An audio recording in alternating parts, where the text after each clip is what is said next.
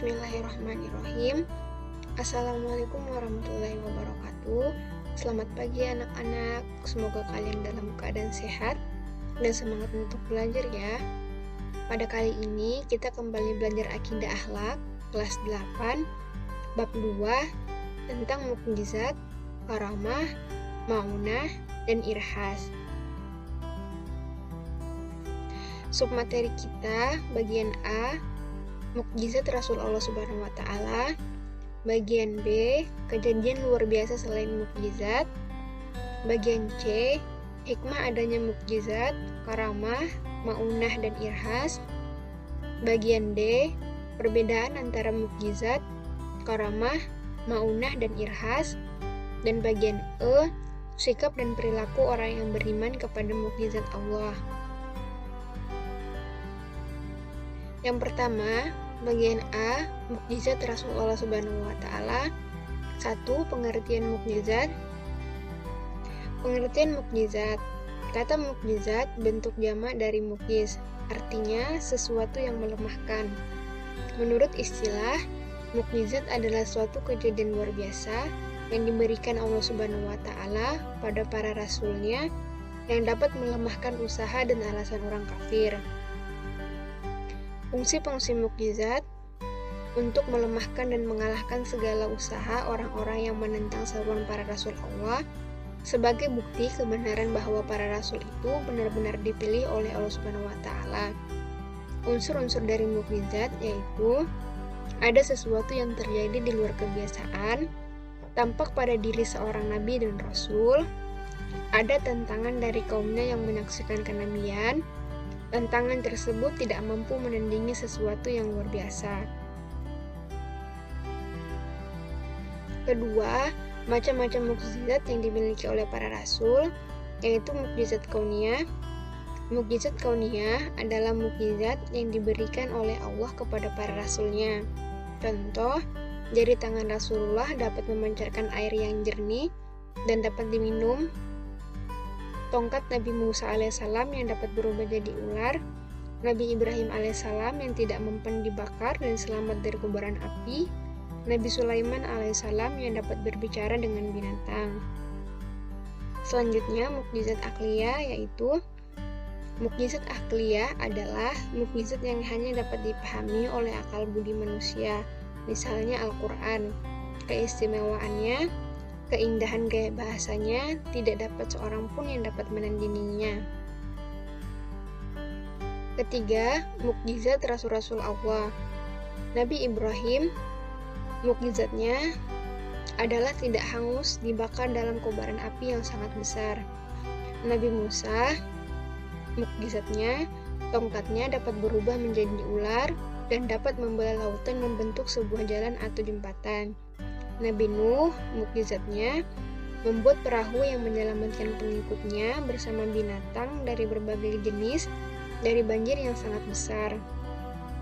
Nabi Isa, mukjizatnya membuat burung dari tanah, menyembuhkan orang buta, menghidupkan orang mati, mengetahui yang disimpan atau dimakan orang lain di rumahnya, dan menyembuhkan penyakit kusta. Nabi Muhammad, mukjizatnya jari tangan yang bisa mengeluarkan air, perjalanan Isra dan Mi'raj, Al-Quran, lahir dengan sudah dikhitan, lahir dengan tali pusar sudah terputus, dapat melihat dalam keadaan gelap dengan jelas, dapat melihat di balik punggungnya, keringat yang lebih wangi dari minyak kasturi, dan ludah yang lebih harum dan memiliki banyak manfaat, serta menyembuhkan penyakit. Bagian B, kejadian luar biasa selain mukjizat. 1. Karamah. Secara bahasa, karamah berarti kemuliaan, keluhuran, dan anugerah. Menurut istilah, karamah diartikan kejadian luar biasa yang diberikan Allah kepada hambanya yang soleh dan taat atau sering disebut wali Allah. Para wali tersebut bukan rasul, akan tetapi sebagai manusia biasa. Kedua, maunah. Secara bahasa, maunah adalah pertolongan atau kemampuan. Menurut istilah, maunah adalah kemampuan atau pertolongan yang dianugerahkan Allah kepada orang mukmin untuk mengatasi kesulitan yang menurut akal sehat melebihi kemampuannya. Ketiga, irhas. Secara bahasa, irhas berarti istimewa.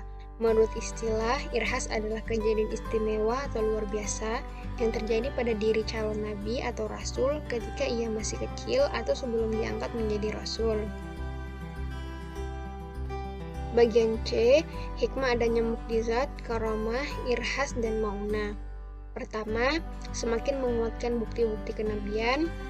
Kedua, menambah keimanan dalam hati orang yang mukmin. Ketiga, membuktikan bahwa para nabi dan orang-orang pilihan hanya manusia biasa. Keempat, dapat keluar dari segala macam bentuk kesukaran atau kesulitan hidup yang dihadapi. Dan kelima, menambah kepercayaan bahwa pekerjaan atau perjuangan yang dilakukan ternyata mendapat perhatian dari Allah Subhanahu wa Ta'ala. Bagian D, persamaan dan perbedaan mukjizat, karamah, dan irhas. Karamah, maunah, irhas memiliki kesamaan, yaitu ketiganya merupakan sebuah anugerah atau karunia dari Allah. Perbedaannya, mukjizat diberikan pada nabi dan rasul, karamah, maunah, irhas diberikan pada hamba yang dikehendaki Allah. Mukjizat diberikan sebagai bukti kerasulan, karamah, maunah, dan irhas diberikan untuk menolong seseorang hamba dalam menghadapi persoalan atau kesulitan. Maunah diberikan kepada siapapun dan bersifat umum untuk seorang manusia. Irhas diberikan kepada calon nabi dan rasul Allah Subhanahu wa Ta'ala. Bagian E, sikap atau perilaku orang yang beriman kepada mukjizat Allah. 1. Selalu tawakal kepada Allah setelah berusaha sesuai dengan kemampuan yang dimiliki. 2.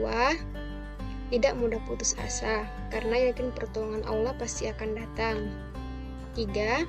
Sabar dan tabah dalam melaksanakan tugas atau cobaan yang dihadapi. Keempat, rendah hati dan tidak sombong dalam kehidupan sehari-hari. Kelima, yakin pertolongan Allah akan diberikan pada orang beriman dan bertawakal. Keenam, yakin akan kekuasaan Allah untuk melaksanakan segala sesuatu yang di luar batas kemampuan akal manusia. Itulah tadi video pembelajaran kita pada hari ini. Jika masih ada yang dibingungkan atau ada yang ingin ditanyakan, silahkan nanti ditanyakan. Ibu ucapkan terima kasih dan Ibu mohon maaf jika ada kesalahan dan kehilafan. Ibu akhiri, wassalamualaikum warahmatullahi wabarakatuh.